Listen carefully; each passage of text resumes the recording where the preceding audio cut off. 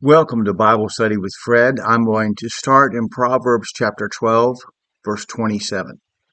The slothful man roasteth not that which he took in hunting, but the substance of a diligent man is precious. Now, on one level, this appears to tell us that hunting is okay as long as you eat what you kill. However, both John Gill and Matthew Henry point out in the contrast within the verse that the lazy or slothful man doesn't live off the fruits of his own labor, but others. The substance of a diligent man is valuable because he earned it himself. He got what he has by his own efforts. The slothful, although capable, as he's physically capable of hunting, chooses to live off the labor of other people.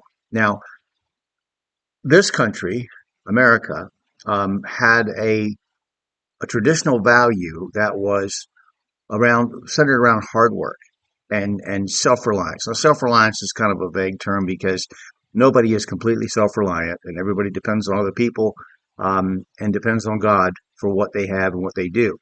But the attempt to try to do as much as you can for yourself is a traditional American value.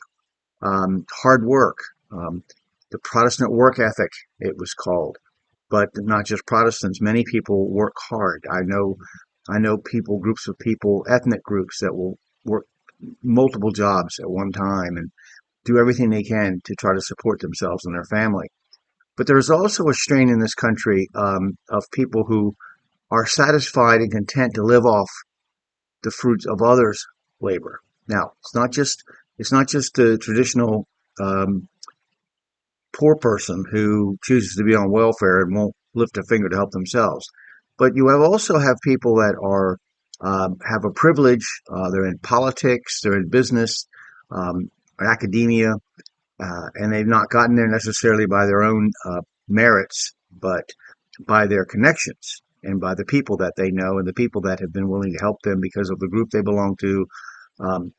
They also have no problem with living off the hard work of other people and being parasites, basically parasitic. So this is a very important proverb, I think, for us to understand. I mean, you have Marxists today who will say to you that a concept of hard work and self-reliance and providing for your family and doing everything that you can do within your power to provide for your family. That's possible for you. You may be ill. May be other reasons, but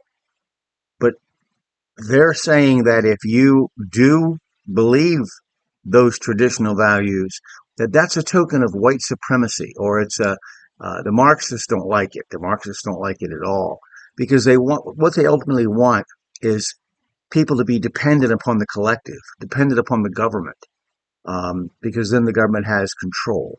So the more control over your life that a government has, then the more satisfied they are. They're misguided, they're wrong thinking, even evil. But you have to understand where that's coming from. This is a biblical doctrine. This is a biblical idea of hard work, produce what you can, support yourself and your family. That's a biblical ideal. It's not necessarily just an American ideal. So this is a very important proverb. I hope you'll consider it, especially a young person when they're starting out. Don't be dissuaded or don't be persuaded by people who tell you that hard work and self-reliance are not only not important, but are evil, are wrong. Don't believe that. Don't believe that. That's a sure path to becoming a total dependent upon a government that could not care less about your life. All right. So anyway, we'll stop there today. I've talked enough about that. It's an important proverb for me. So I have to think about that a lot. I'm 68. I still work a full-time job and a part-time job. So I do believe in work until you can't work. And so we'll stop there. So please read your Bible, study your Bible, cross-reference the verses, and pray to God for wisdom and understanding. And then share your interpretation with someone else. I hope you'll think about what I've said today and make your own comments, have your own opinions, and your own interpretation. Thank you.